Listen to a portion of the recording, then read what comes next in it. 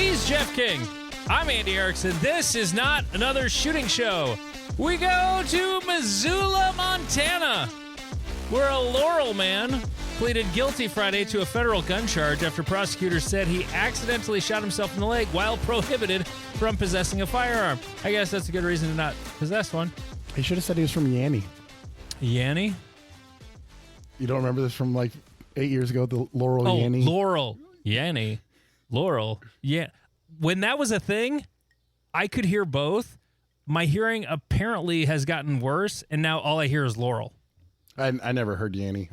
I thought everyone was insane. I was always listening to it. We would play it over the radio, and the compression of the audio would do things to the audio, so I was able to hear it. There was another story I remember about. They put out these noisemakers that would drive kids crazy because they could actually hear the frequency. Oh, yeah. Anybody over the age of like 35, their hearing had gone so bad that they can't hear it. Yeah, they couldn't hear it. So, and I couldn't hear it just playing the raw file back, but when it was compressed going through like the radio station's processing, then I could hear it because it was doing stuff to the audio. Anyway, back to this guy in Missoula, Laurel Yanny. His name's actually Joel Antonio Crucell II. He's 27. He pleaded guilty to one count of having a firearm while under indictment. He faces up to 5 years in prison, a $250,000 fine, and 3 years of supervised release. Crucell was under felony indictment in Yellowstone County District Court for assault with a weapon and strangulation. He was released in August of 2025 under conditions prohibiting him from possessing a firearm. Well, a prosecutor said Crucell was target shooting with a .22 caliber revolver in Laurel, Yanny, on February 16th when he accidentally shot himself in the calf while attempting to put the gun back into its holster. Careful, Dustin. How do you accidentally set off a revolver putting it in the holster? That is the most impressive version of a fuck up. He had the hammer cocked. He had the hammer cocked. It had to be that, or it was like such a shitty gun. Like it was Grandpa 22 from 1965, and it was so worn out. One or the other. One or the other. Anyway, he's in custody. Sentencing is scheduled for December 9th, which seems like a really long ways away. Like this story comes out in August. The thing happened back in February, and then he'll be sentenced in December? I suppose this was like his trial or whatever, or his plea. Yeah. The thing's over. Okay. That makes sense. Our justice system is weird about dates and times. So slow. Well, welcome to the first official video show. I hope. We're trying it. We're giving it a whirl. We did a test run that went to Patreon only. Only patrons got that one. There was no paywall. We did like a third episode one week, and that was a few months ago. And I had all these other ideas of all these other bits of software I was going to use to do it because I thought that was going to be the right way to do it. And then finally I just like, fuck it, Discord is so much simpler. We're still going to clean feed the audio. Discord will handle the video, and Jeff has to wear a shirt. So I'm very annoyed by it, honestly. Well, everyone's going to see how little I pay attention. How much that's one thing I noticed from the other time was how much you just sort of look up and to the left. You're just sort of looking off at his, although I'm looking to the right. But part of that is because I'm used to having my video Discord stuff on the right monitor and the rundown on my left monitor, and that's what I did. So my camera's on my left monitor, and so I was looking at essentially the rundown and like Googling stuff and whatever. But yeah, I'm working on being better. After 3 years, I've just learned how to stay near the mic and not trail off like this the whole time. You don't sit there and go and talk like back here where no one can hear you, and then it's like, hey, get on the mic. Yeah, he's gotta be like about to deep throat it at all times for anyone who has never talked on a mic before. Unless you are doing karaoke at the bar, then they get annoyed at you when you do that. Well, why? Then you can actually hear it. Like that's how it's supposed to be. I know. I was like, boo, and they're like, no, out here. I was like, okay. They must have the gain cranked up because most people are like away from the mouth. Home now.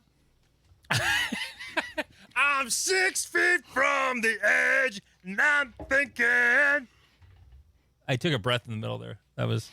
Oh man, really is that gonna makes be? Am I gonna get? Are we gonna get a copyright strike I for that? mean, we probably should. How dare we disrespect Scott's staff? There goes my son walking by. He's gonna end up showing up from time to time because that's his bedroom over there. My former gun room, his current bedroom. Anyway, I had a fun week. Well, part of the week was fun. Part of the week sucked. But I'm going to talk about the part of the week that was fun. And that was the part where I went camping with my son and we shot a bunch of prairie dogs. It was a hoot. He had only... we pulled off to the side of the road one time out west and he popped one, like fired 3 or 4 rounds. This time we were out there pretty much just to do that. I had these big designs of, oh, let's like go out to the Black Hills and do whatever, go hiking and stuff out in the hills. And I realized, oh, Sturgis is going on. This is a terrible idea. We're not going to the actual Black Hills. That would be awful. But yeah, we got there on Monday evening, got set up. He wanted to use my dad's 223 bolt action because it's the gun he likes shooting. But here's the funny thing. I didn't actually verify zeros of anything that we brought out there. Nothing. Well, I take that back. My 6 ARC I had zeroed with my varmint ammo. But otherwise, the other 2 rifles I had not zeroed. I knew the 6 Creedmoor was zeroed from the last time I shot deer with it or got ready for deer season, and it was close to the same weight bullet, which doesn't mean anything. It doesn't mean it's actually going to impact in the same place. Yeah. But as it turns out, it pretty much did. So it was fun. We were, Asaya was getting so frustrated. I don't know if I've said his name on the show before. His name is spelled Esia. It's an old biblical translation of Isaiah. His great grandpa, it was his middle name, and that's how he ended up with it. Anyway, he was getting frustrated with the 223 because he couldn't hit anything. All it has is like a duplex reticle, just crosshair. There's no notches for holdover or anything. So he's getting frustrated. He's not hitting anything. He did hit one. You just went blurry. You're not close enough to the screen for it to notice your face is a face. These are these things we're learning. Oh, you went all blurry. We need to get you just a black background. Yeah, I think they make like a foldable, like green background. Yeah. Is that your TV behind you? Yes. Okay. Can you shut it off?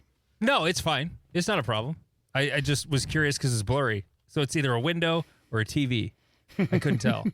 Anyway, my son's getting frustrated because he's not hitting anything. He hit, I thought he hit one, but if he did, he hit it low and the dirt went flying everywhere and it was hard to tell.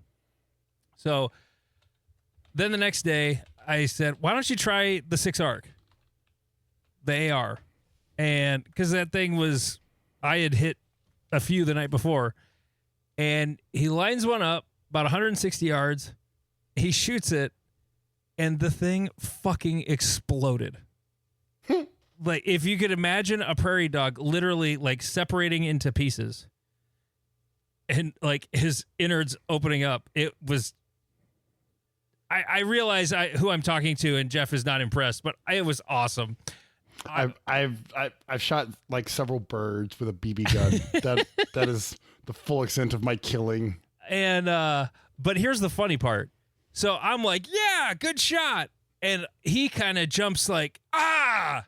And I'm like, what's going on? Well, I was laying next to him, like as his spotter with the binoculars, and he was to my left. Well, the AR kicked the brass to the right.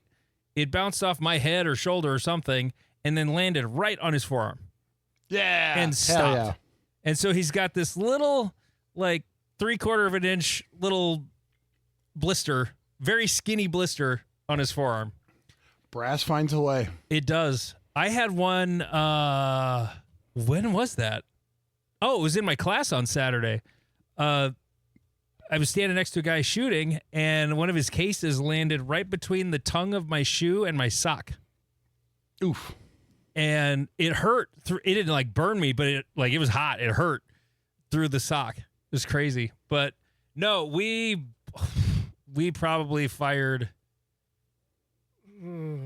probably a total. I mean, for some people who do prairie dog shooting, this is going to sound like a small number. We probably fired about 75 rounds, between 75 and 100. The towns we were sitting on, though, were, it was kind of like you shoot a little bit and then they all go down in their holes and then you got to wait for a while. And I'm not just like going bam, bam, bam, bam, bam, bam, bam, like throwing bullets all over. I mean, these are hand loads, pretty much all of them, so I'm not wasting them. But no, it was fun. I shot a prairie dog with my Glock 34. Oh, wow. This was fun. It wasn't crazy far. It was kind of far. It was like 37 yards or so. There was. I mean, that's a far distance. And prairie dogs aren't big. No. It was on the third shot though. I didn't hit it first try. That doesn't matter. You shot a like hand-sized target at 37 yards with a 9mm pistol. Yeah, well, the first shot was low and a bunch of dirt flew up and he was still sitting there on top of the little burrow thing. And so then I held just a little bit higher and the bullet hit dirt behind him exactly where my dot was. So I'm like, okay, I'm just going to hold top of his back and nice, easy trigger press, pull the trigger, and he went flying backwards. The thing that was frustrating, though, is like I'm quite sure I hit him. My son saw it fly backwards, but we got over there and didn't find it. Like it wasn't laying there dead. So, but sometimes they will like drag them underground to keep them away from rattlesnakes and coyotes and stuff. So like it doesn't bring them out, to eat all of them. Right. Even the ones that are still running around. But yeah. Huh. Yeah, no, we had a good time. It's so fun. It's because I have to take your word for it. They're mosquitoes. You're just swatting bugs.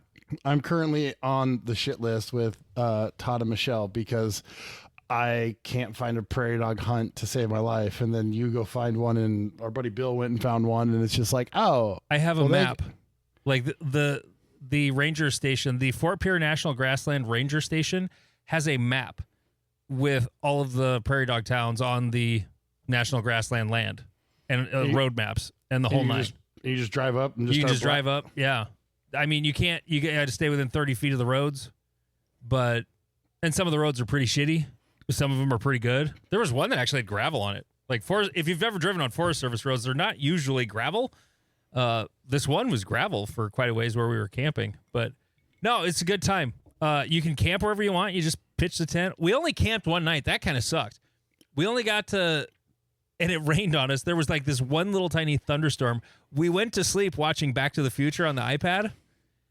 And so, lightning, thunder at the end of Back to the Future. And then I kind of fell asleep and I woke up to thunder rumbling and I'm like, why is the iPad so loud? And then I opened my eyes, and then there's like flashing everywhere outside the tent. Am I in 1873?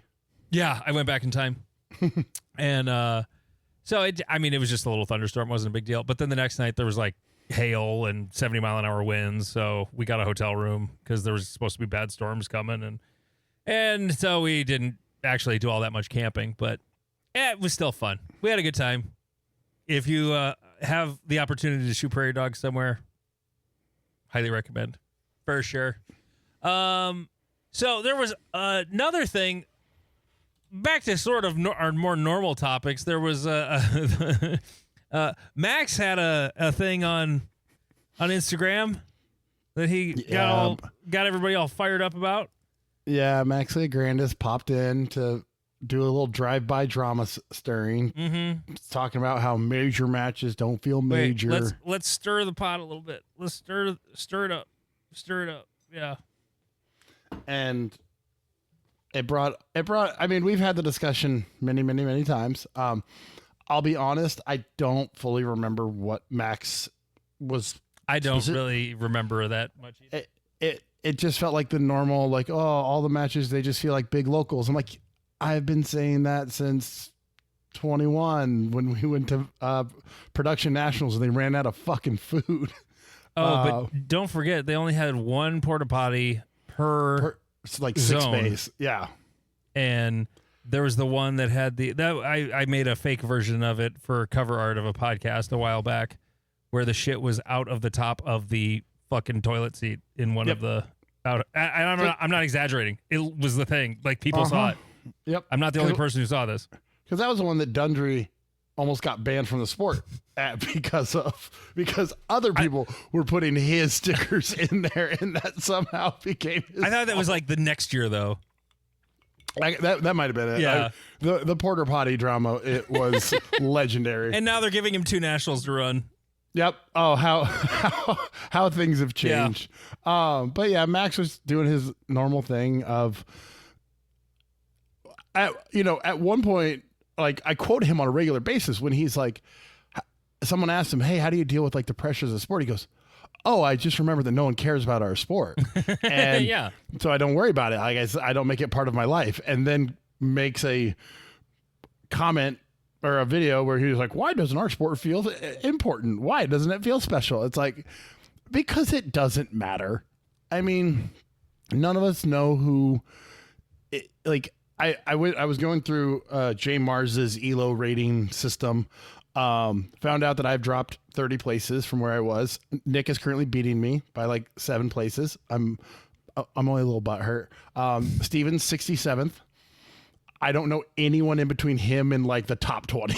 I have no concept. And so I'm just like, yeah, our sport feels so important. But it brought out the normal gaggle. I'm not allowed to say names normally, so I'm just going to say a certain member of the United States Army Marksmanship Unit had his normal paragraph spiel about how the prize tables need to be better and how we need all these dinners that no one can afford and no one stays. And I don't show up for. I don't stick around for the dinner afterwards. I don't care. No, if you're going to do the dinner, you do it before the match. Yeah. Or before the last day of the match. Yeah, so the people who shot the first day and the staff can be at it, and then the people who are shooting the last day can be at it, and then at the end of the match, everyone can fucking leave because that's what people actually want to do. But wait.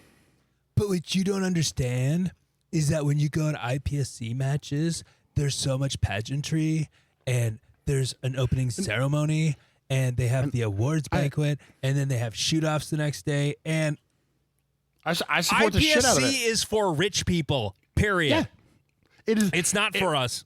It's for rich people. It's literally a rich person sport. In the vast majority of the world, to get the cool guns, you must shoot competition, and you have to go jump through all these legal hoops that cost lots of money. And so the only people who can do it are rich. That's why if you ever shoot with Brazilians, I'm not being mean to Brazilians, but the squad that was in front of me in Florida was full of Brazilians, and it was explained to me that they go pay people to do all their pasting for them because it's not that expensive. Like they don't paste. So yes. And if I'm at IPSC Worlds, I would expect the pageantry and the meals and everything because I'm in Europe. I've already flown 8 hours. Like, fuck it. Like I'm going to continue my vacation. If I'm in rural Utah, I don't really want to stay in rural Utah anymore. I'm sorry, but that's not my goal. Rural Utah's pretty fucking cool. If you're an if you're an outdoorsy person, I'd rather go be in a castle. I'm that nerd. And so our illustrious section coordinator, one Stephen Tomlinson, weighed in. Who's also recently retired military. Thank you for your service. Right. Threw all of the best hand grenades and was like, hey, Army Marksmanship Unit guy, don't you get paid by the United States government to train and travel and go to these matches? So you're literally at your job when you're at a match and you want the prize table to get a bonus. Like, fuck you. And that's when I was like, yay.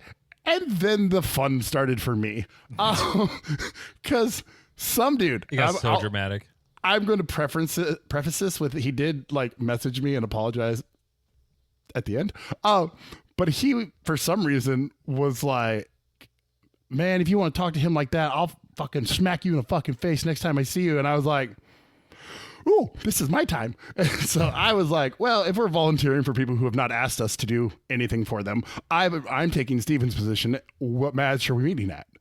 And then he was like, oh, look, the big man stepping up, And I may have said something about him being victim weight and that he shouldn't lip off when the adult-sized males are in the room. And it escalated from there. And It was really funny. I'm just going to say, I can be really mean. Don't play with me. I may have told him that I hope he carries a P320 so his bloodline ends. Or sorry, I hope he carries an appendix so that his bloodline cannot continue.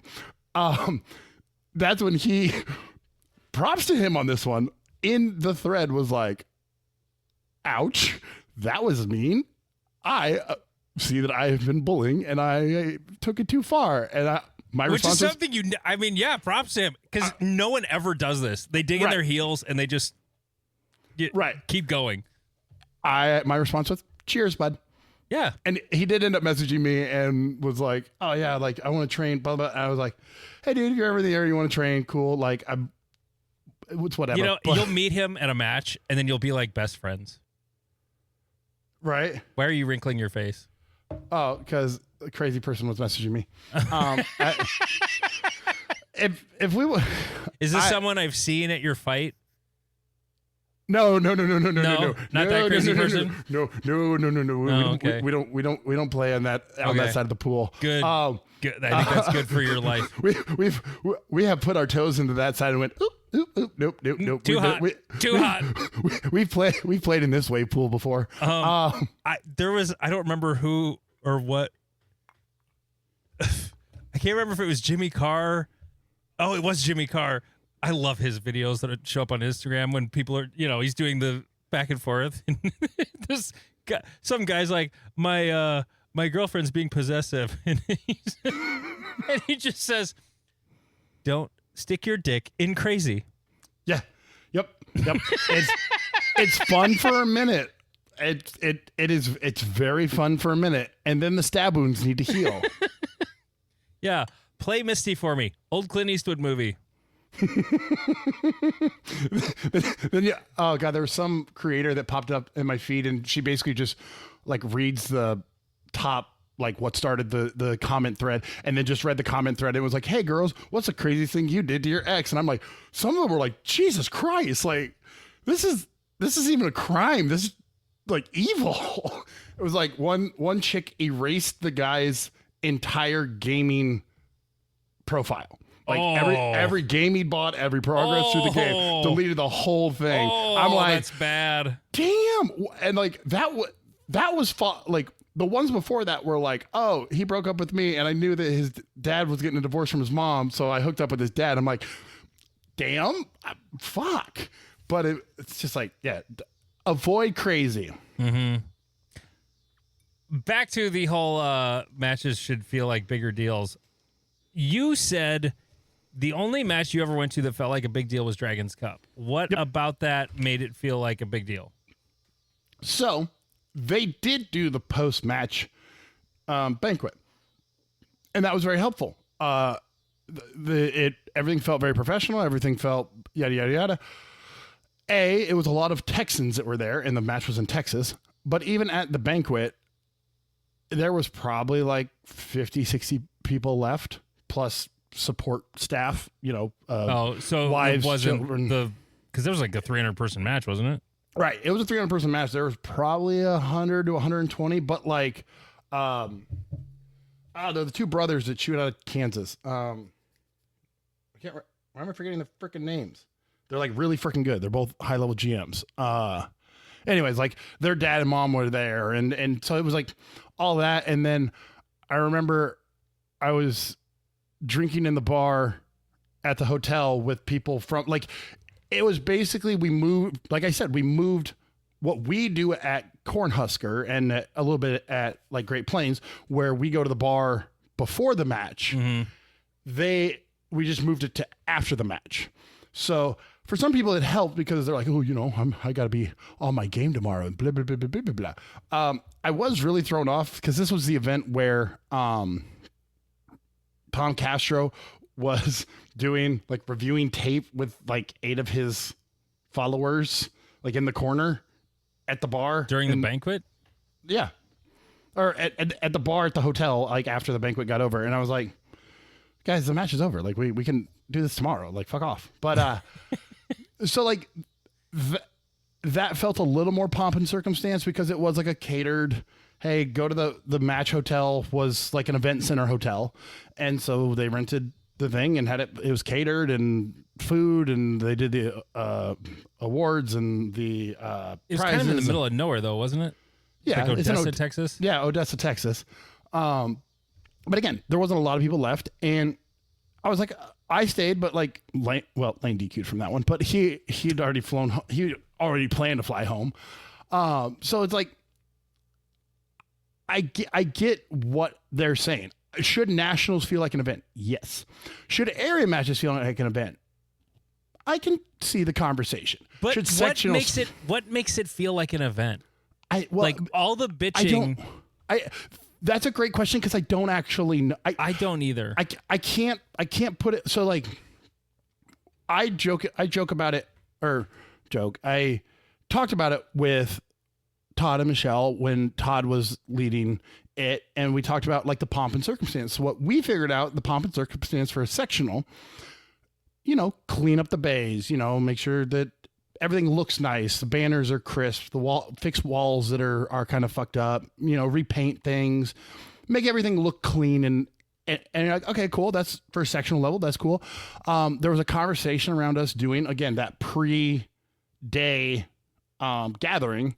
He was going to do it at a bar up in Gretna, but now we've kind of just moved to where we just have it at the bar in Louisville, right near the range, like 3 miles from the range or whatever. Yeah, and so it's super convenient and all that. But past that, like I don't have a good answer like during the match because like Forest Lake, when I shot that one, one of the things that made it feel more special was Tim was driving around in a side-by-side, like checking on every squad. Like, hey, have you been drinking water? I got cold waters in the car. Hey, I got snacks. Did anyone need anything? Like, oh, cool. Like a cart guy handing out stuff is great. Like that's, whatever.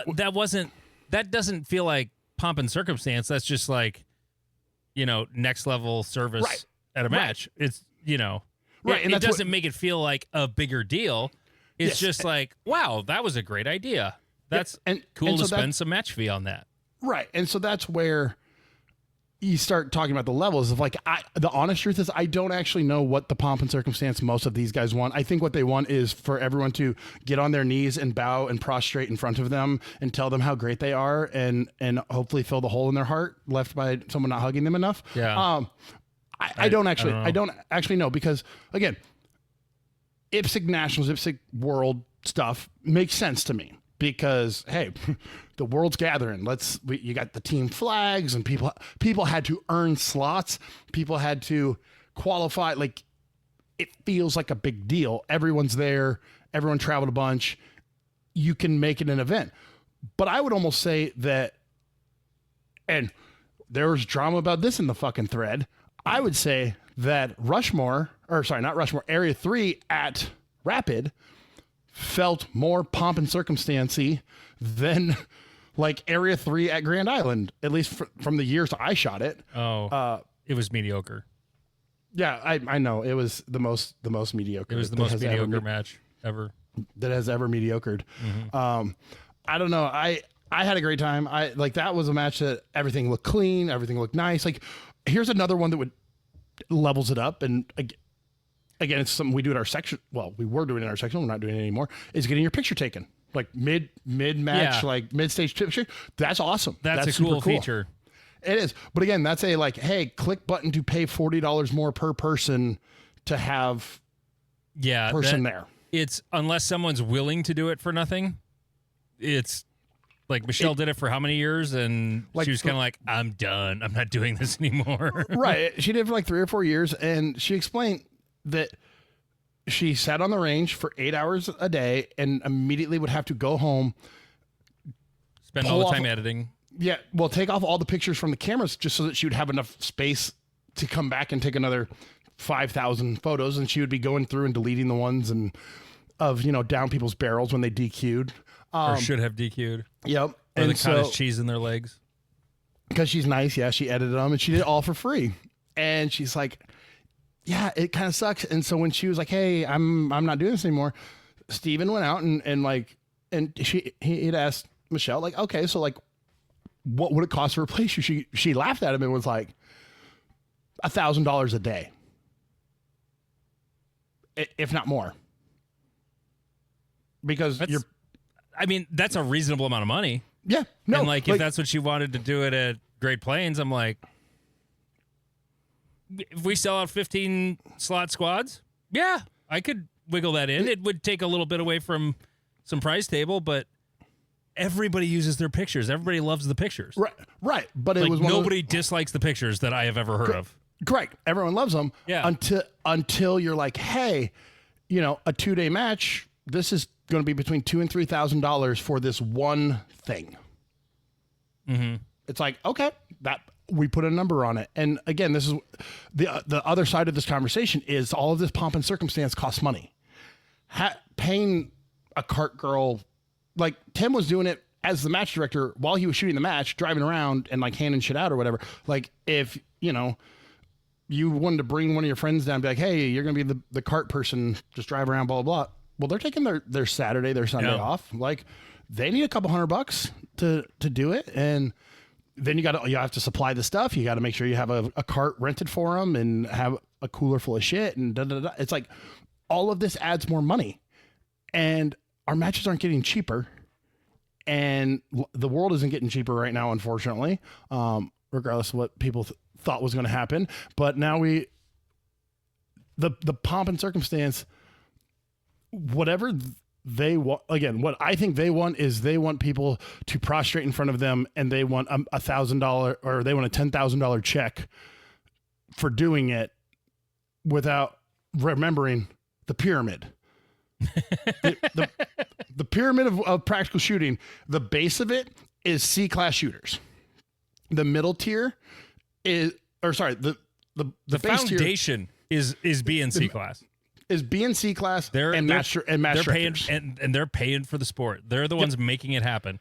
The match directors tend to be of all level shooters, but right, but they're part of the foundation. Then the next level is your CROs that travel around and help with that stuff, and the guys that travel to matches and blah blah blah. Take it. Then there's maybe another level and then the guys on top. They're the little capstone, the little triangle on top.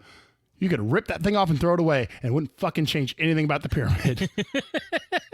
Because outside of like Steven, Tim, there are plenty of like good GM shooters who are now match directors. Yes. Yeah. But and useful. Right. Overall, statistically, the top, like, I'm just going to throw some names out there. I've never heard of Max Michel running a match. I've never heard of JJ running a match. I've never heard of Nils running a match. I've never heard of Christian running a match. That's not their job. Right. It's not their job. But that's not their job. Right. But don't be coming at me. And everyone always like, oh, when is someone going to say, if you want something, volunteer? Yeah. It's called a fucking volunteer sport, you assholes. Like, I don't really care about I'm not one to go if you don't like it, volunteer. I do think that's dumb because not everybody can do it. Right. But it depends on the complaint.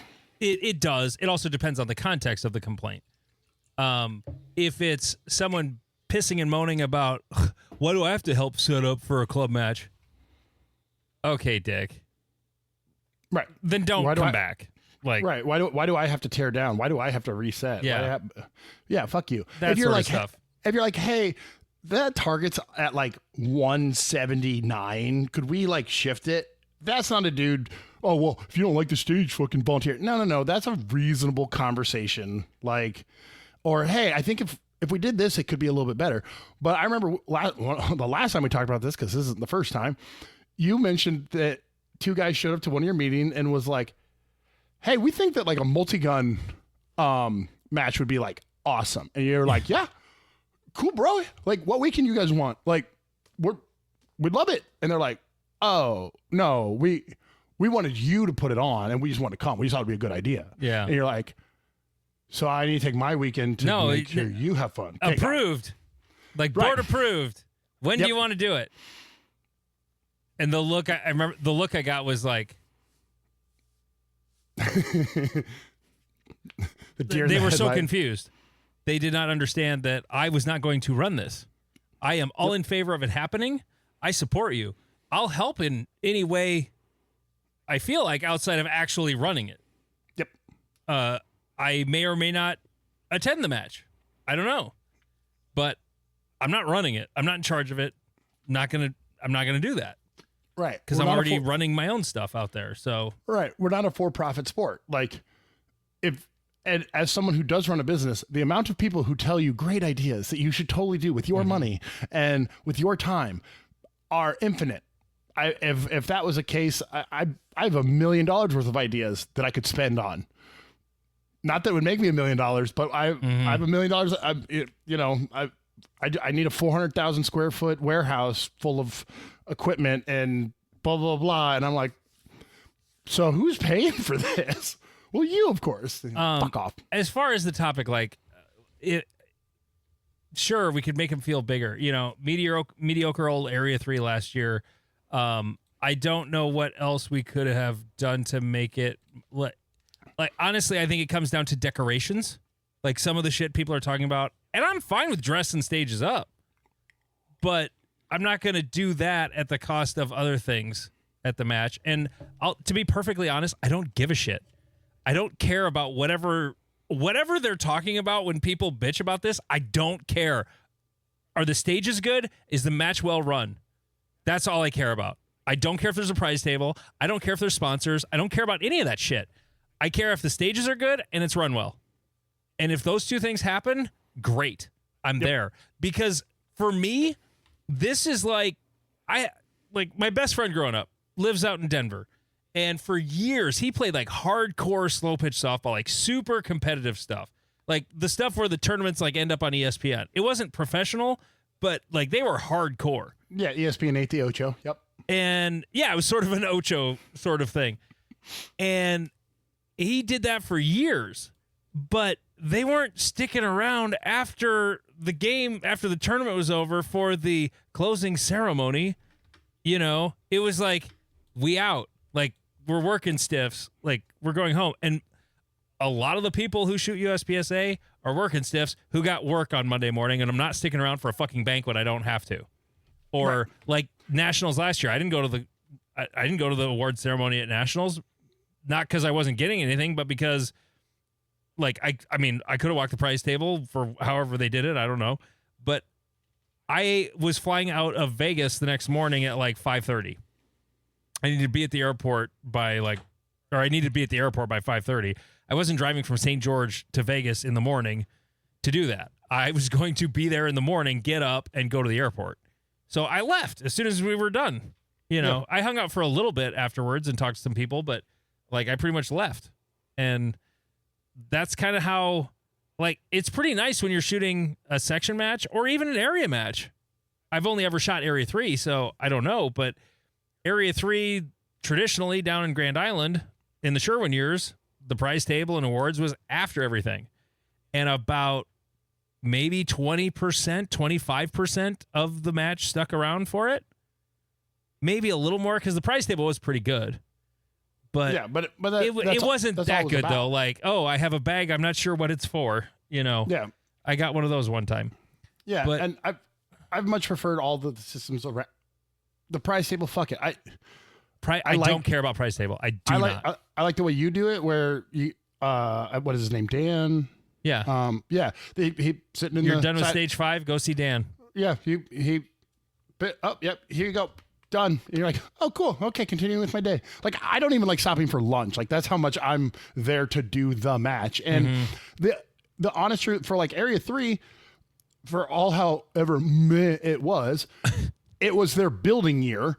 They literally had, that's not even like, that's a literal term. They built a lot of fucking shit to make that match happen. And so they didn't have a lot of extra money to just be like, oh, hey, like, let's go rent some shit and da-da-da. Yeah. And yeah, it was nice to, after Rushmore, to get in my truck and drive down to my dad's house, because that's what I do. Because We didn't even tear down after Rushmore. They left all the stages up for the club to mess with the following weekend. Yep. So yeah, it was great. It was fantastic. And so all the pomp and circumstance, I support it. The pomp and circumstance has to kind of be before it. Because here's another thing.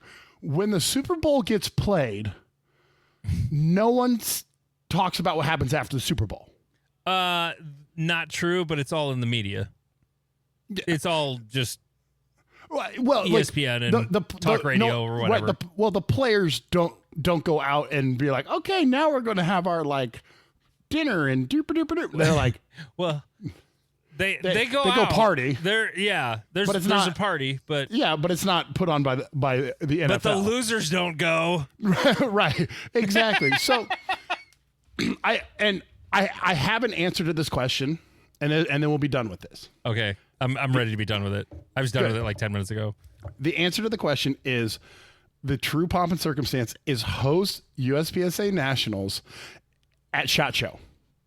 So you can go to the vendors and there's a bunch of people walking around and But Jeff, I already had this conversation with Alan this week because I was curious to know why Rapid City was not considered for anything. And there's just so many, like, if there's something going on and hotels are expensive, well, they can't do anything then. They couldn't possibly do it. They can't do it in September because they want to make sure 10 to 15 people who are going to do IPSC shit in Europe are going to be there. On that note, patreon.com. Yeah, no. There's 10 to 15 people they're not having nationals in September for. Yep. That's what I was told. And that's... I think it's time we... okay, right before we do the ad here, hot take. I don't give a fuck about IPSC. Yep. I don't. But it's on the world stage. I don't know anybody who's gone to a world shoot who... I don't know anybody... I only know one person personally who went to World Shoot, and they're rich. Yep. And I'm pretty sure either they're rich or a company sending them or dad's rich. Like, yeah. That's who's going to the World Shoot and going to IPSC shit in Europe. Right. So after that edit... Yeah. I knew it was getting cut out. I did. Patreon.com/NotAnotherShootingShow. It's only $3.57 a month. Holy balls, we're 45 minutes in before we got to that. Let's see. I have a couple of 507 comps in. It's a steal of a deal, by the way, folks. It's not the price you see when you go to NotAnotherShootingShow.com. It's a lot cheaper than that. I've got some 507 comps. I've got, as of this recording, I have one 407 comp left. But I'm moving a daughter to college, so if you buy one as of hearing this, then it might be another couple of days before it ships. But it'll ship when I get back. Let's see. Not Another Shooting Show on YouTube. This will be on YouTube. Our first official video release, not just the hidden Patreon one. Subscribe and like this video and watch it all the way to the end. And play it at double speed on YouTube. That's a trip. Watching things on YouTube at double speed. I just discovered that. And by the way, Instagram at double speed, Jeff, sucks. I tried it after you told me about it. It really sucks. For some videos, it works okay. For other ones, it becomes really clippy. Other words, it's terrible. r/NASS on Reddit. That's where we have a lot of fun. MW Activewear, the finest jerseys you can get for your match. Minnesota section is August 29th and 30th at Forest Lake. Wisconsin Belt PCSL Championship, September 26th and 27th in Lodi, Wisconsin. And the Brian Dawson Only Shoot Open benefit match, Memorial Day weekend of 2027. This is a new match. Is it up on Practice Score yet, Jeff? I think December 1st was... is when it goes on sale? I think that's what they said. Sorry, okay. I don't have it up. It's the same range that they held Area 5 at. Yep. No, Skylar and Manny got in touch with us this week and said, hey, will you guys pimp this match? And we're like, hell yeah.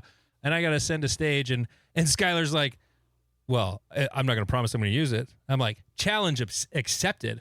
Well, I've got Nathan and Tanfo and all these guys doing stages. I'm like, I've done a stage or two in my day too. I'll send you one. And if you don't use it, I'm not offended because I've not used plenty of stages people have sent me before. So anyway, patreon.com/Not Another Shooting Show. It's only $3.57 a month. All right. Silencers are a thing. They're selling silencers. Silencer Central, by the way, is in my town.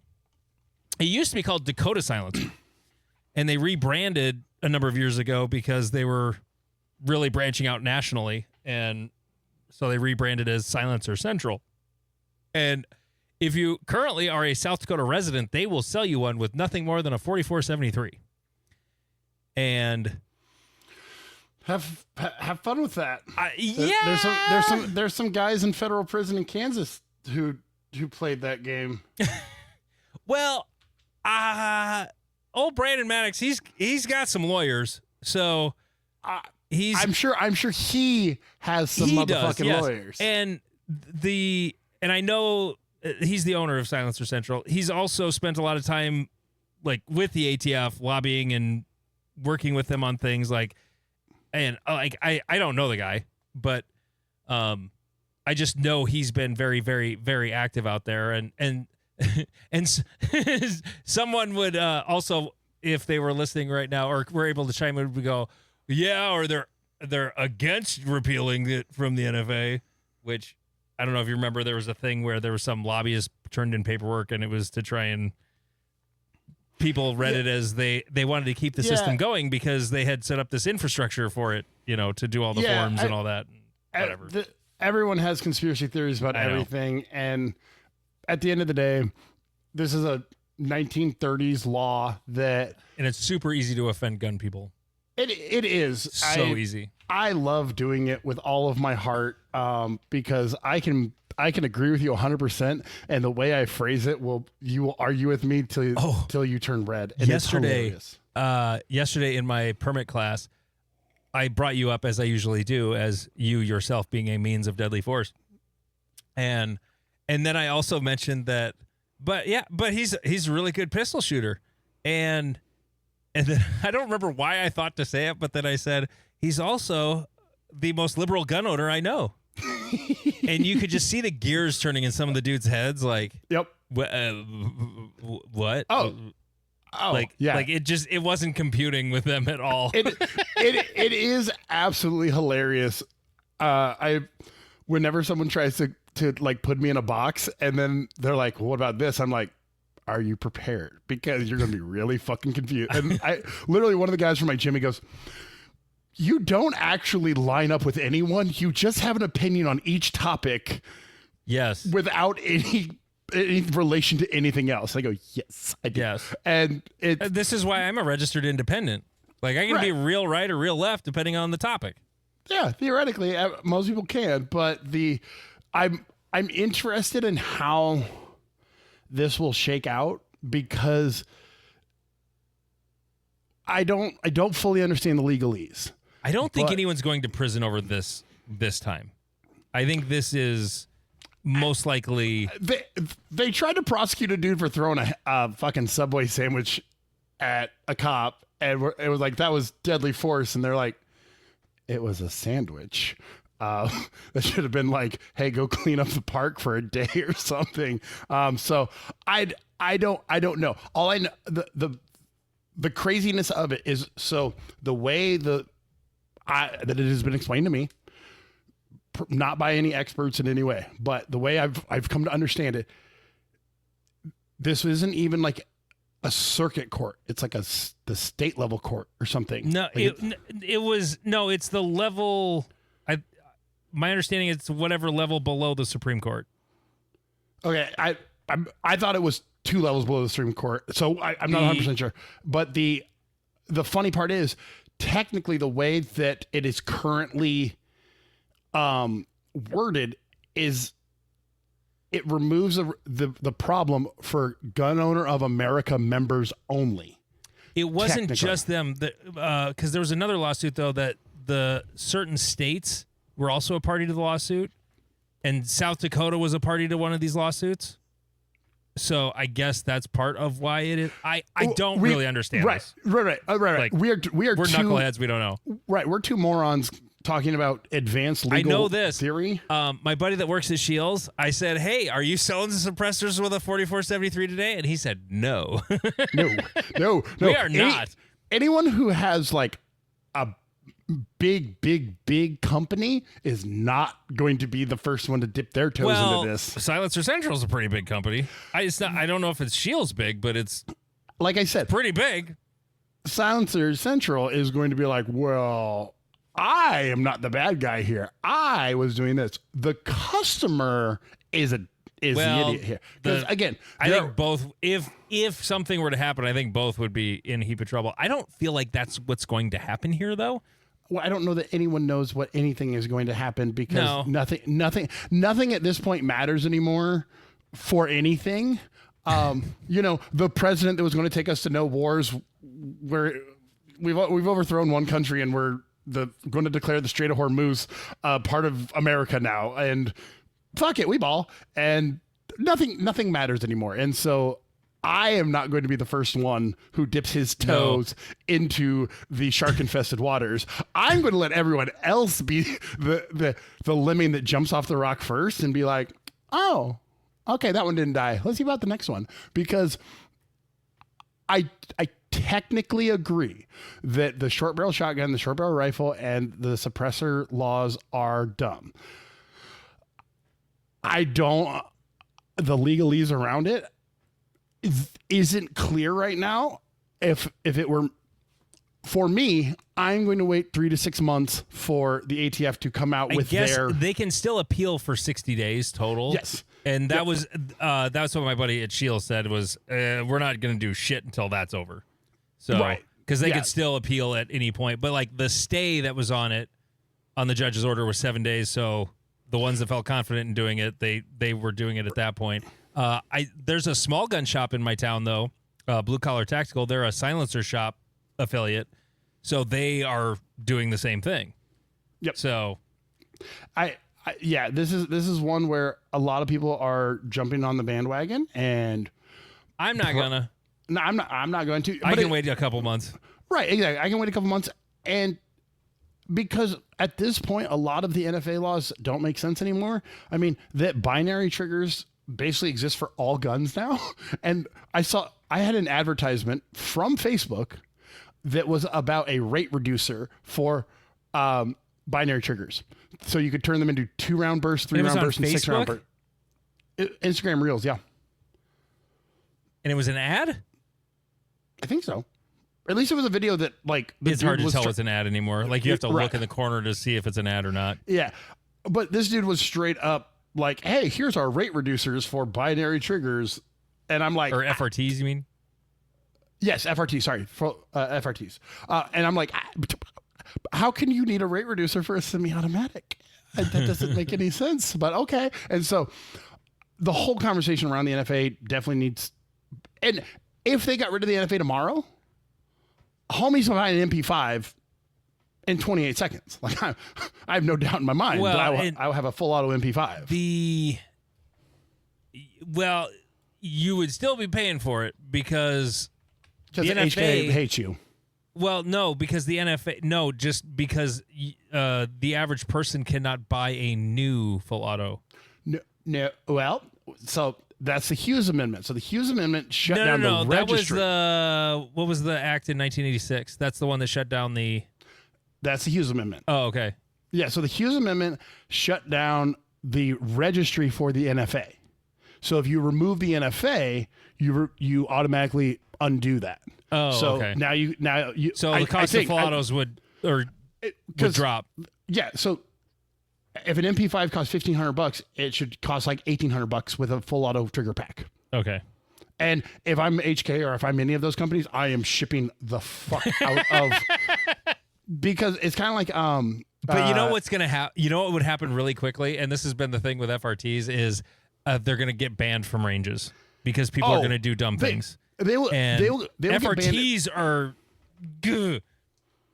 The next time we have a board meeting, FRTs are going to get banned from the rifle ranges. Yeah, at my club. I'm going to be a proponent of it. You got to do that shit in a pistol bay at close range.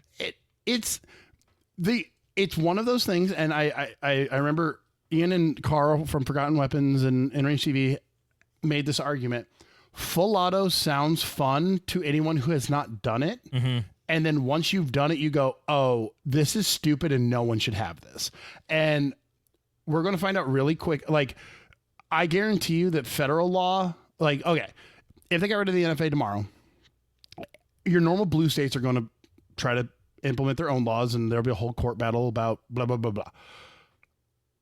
The state laws that will come into effect will be super interesting because I don't know if you've ever watched the videos of Glock switches being used in, like, we'll call them self-defense shootings. Well, shootings, bullets be spraying everywhere. Yeah. And the insurance, like, anyone who's like, oh, your range is going to ban them because because insurance, like, it's already hard enough to insure any type of firearm related thing. Now try to be like, yeah, we're just going to have like unsupervised morons with full autos that launching fucking 308 Who don't know what they're doing. Right. Launching 308 at a 62-degree angle, a mile, 2 miles outside of our range. And the insurance company's going to be like, yeah, no, you're not going to I was do that. in, at my range, you know my range, Jeff. I was in Bay 8, the corner, the right corner bay. Yep. And there were some guys on the 100-yard range that is next to it. And they had been shooting rifles. And then I heard, and then I heard a bunch of tree branches get hit behind the back berm of that rifle range and the bay I was in. And I was teaching a lesson at the time, and I look at the guy, and I'm like, I got to go deal with that. He said, yeah, you do. And I go over and talk to him, and they were lighting off one of those TX-22s, the Taurus, with an FRT, and bullets are leaving the range left and right. I'm like, you guys, those bullets were, like, most of those bullets left the range. Oh, they did? Oh, well, we're done anyway. Like, this needs to stop. This is going to be over. Anyway. Yep. Turns out we didn't need as much stuff, Jeff. We're just talking about, like, 3 things tonight. What? Us being able to just talk forever? No. Yeah. No. I want to hear what you have to say about shock gloves. I saw a video about this week. Yeah, so Or I saw a video of this week. we'll see how much political shit Andy's going to cut out from this episode. So I know, the of course, it's fucking video. Fuck. right. Well, and so the shot gloves made it. You They're have not 3 an- minutes, by the way. Okay. the shot gloves were advertised, or they made news lately because ICE has adopted them. Which go fuck ICE. But so now everyone who hates ICE and is now learning that these things exist are throwing this whole fucking tantrum over these things. I've actually dealt with one. A guy came to one of Lane's classes and was the cop in Nebraska that was the rep for this company or whatever. And he used one on me. They're unpleasant. If you've ever used the like shocker things that they use for like physical therapy, they suck. And as someone who understands violence, they're a fantastic tool because they're annoying. That's it. Like there's no long-term thing. Nothing penetrates your skin like a traditional taser or anything. They're a fantastic tool for seeking compliance from a non-compliant person. Do I think I should have them? No, I think I should be abolished. But I support the shot gloves for like school resource officers, smaller cops that aren't 6'9", 300-pound martial artists. Like, yeah, these are great fucking tools for people to get compliance. So watching all of the like, I'll just say it, the left freak out over these things. You guys have picked the wrong thing to freak the fuck out about. These things are the tool. You should be like, yes, all of you should carry these. These are fantastic because now you don't have to shoot everybody. You can just grab their wrist and shock the fuck out of them, and they'll be like, I don't want to play this game anymore. Do both hands have to be on for it to work? I don't. That's a good question. I don't remember. I think he only did one hand when he did it, and yeah, because there's a connection in like each finger and in the palm. So it's Iron Man's hand. It completes the circuit. Yeah, or Thanos' glove. And so you just grab their... I am Iron Man.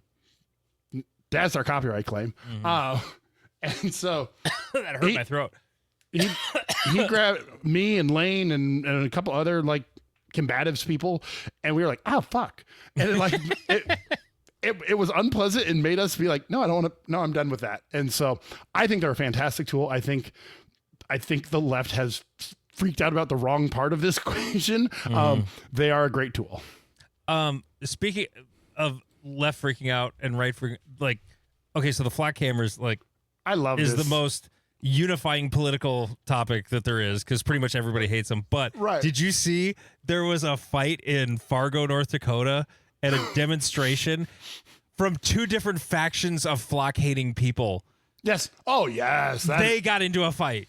It was fucking great. It was so funny. They get into a fight over their, like, I don't think it had anything to do with the topic. I think it had to do with dumb guys having an ego and whatever. There's a it was joke hilarious. Right. There's a joke on the left that I believe 100% is that if you put 10 people from the left around a table who all agree about the same topic, they will be at each other's throat over the shade of blue that they are using for the flag. And they'll be like, I can't turquoise? Really? Turquoise? No, we are not a turquoise back. And they will separate over that. Whereas the right has a very good tendency to be like, hey, we all agree on this like one thing. Like we don't like you're a libertarian, you're like a KKK member, we're going in this direction. We all agree on this. And you're like, yes. And you're like, that's unity. Good for you guys. But the left will be like, we all agree on this. Except for this one minor point, the whole thing falls apart where it's legendary. And the flock cameras are so uniting. I love it because it is really funny watching like the backwards hat aviator doing a fucking selfie video in his truck. Like, oh, these fucking flock camera. Like, I'm like, yes, go you. And then you like blue-haired liberal fucking nose ring like, so this is how a grinder works. And like, if you don't want to get like noticed by anything, like, so make sure you got your aviators on, cover any distinguishing tattoos, come up from behind them. And you're like, we live in a weird time. So if you want to cut a 2-inch aluminum pipe down, you can use a Sawzall. You can use an angle grinder. You can use a bandsaw. All of these are available at Harbor Freight for whatever. For $49.99. Make sure to pay in cash. It's what a time to be alive. It's wildly uniting, but it's remarkable how tone deaf city councils are. Like, some of them are, yeah. Like 5 city councilmen and like the head sheriff are always like, we thought this would be the greatest thing ever. And my favorite video was a guy walking up and going, okay, I'm up here to say I support flock cameras. I do. I would like a flock camera outside of every one of the city councilmen's houses, at their place of work, at the where they get their morning coffee. I would like a drone flock camera to just follow you guys around, like at all times. Like we can all access that feed at all times. Like, you know, just check on you, see how it's going. You guys got nothing to hide, right? Like you would want this, right? Nothing. And I was like, hell yeah, brother. I love it. We should talk about shooting. We'll do that in the Patreon. Well, I want to talk about this one last thing. Actually, you know what? I don't know how the video file size is getting. We should probably cut her off. Yeah. Yep. We'll save this for the Patreon episode. So hopefully, now we talked about video. If it turns out this episode is not video, you know why. Something went wrong, or I finally said fuck it, trying to edit the episode on the road because I'll be traveling, editing this shit. So recording at home, editing on the road. Anyway, thank you so much for listening. We really, really do appreciate it. He is Jeff King. I'm Andy Erickson. This is Not Another Shooting Show.